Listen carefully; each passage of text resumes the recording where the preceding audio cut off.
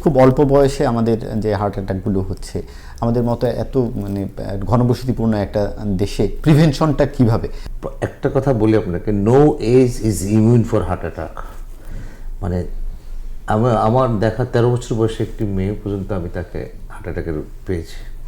আগে আমরা বলতাম 40-এর পরে সাধারণত হার্ট অ্যাটাক হয়, এটা সাধারণত একটা কমন মিথ।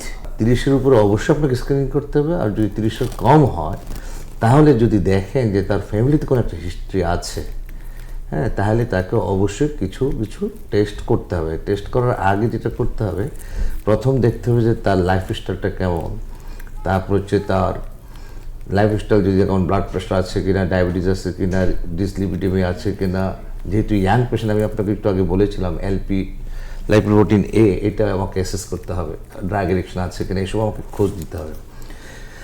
তারপরেও আমাকে কিছু ইনভেস্টিগেশন করতে হবে।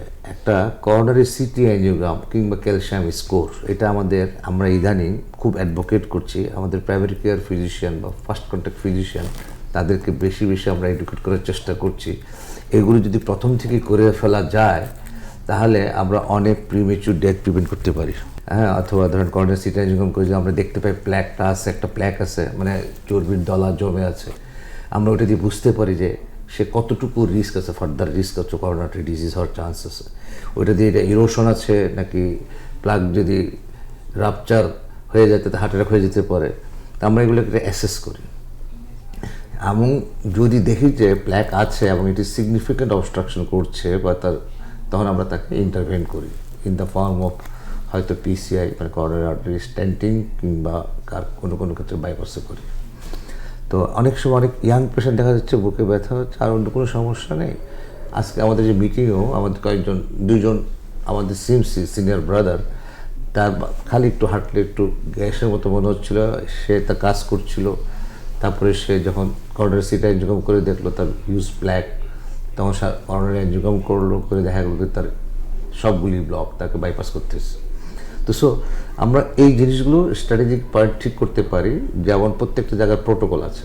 এখন আমরা 30 বছর বয়স যদি হয় তাহলে at least blood sugar, creatinine, haemoglobin আর লিপিড প্রোফাইল, এই 4টা জিনিস করে ফেলবো। আর যদি ফ্যামিলি হিস্ট্রি খারাপ থাকে, ভাই বোন অথবা জীবনে একবার লাইপোপ্রোটিন এটা আমরা করে নিব, দেন আমরা ফার্দার অনেক সময় বলতে পারে যে ফার্দার ইনভেস্টিগেশন যদি আমরা করতে চাই, করোনারি সিটি অ্যাঞ্জিওগ্রাম করতে পারি যদি বারবার সে কমপ্লেন করে। আর না হলে আমরা ক্যালসিয়াম স্কোর করে আমরা একটা স্ক্রিনিং প্রোগ্রাম চালু করতে পারি। আমার মনে হয় আমাদের ন্যাশনাল সোসাইটিগুলো এবং আমাদের health ministry with the help of other আমাদের কি ওপিনিয়ন লিডার যারা আছেন, তাদের যদি একটা জেনারেল কনসেনসাস স্টেটমেন্ট যদি তৈরি করা হয় যে এইভাবে আমরা প্রোটোকলটা ডেভেলপ করা উচিত, তাহলে আমার মনে হয় এটা বিরাট একটা গ্রেট জব হবে আর কি।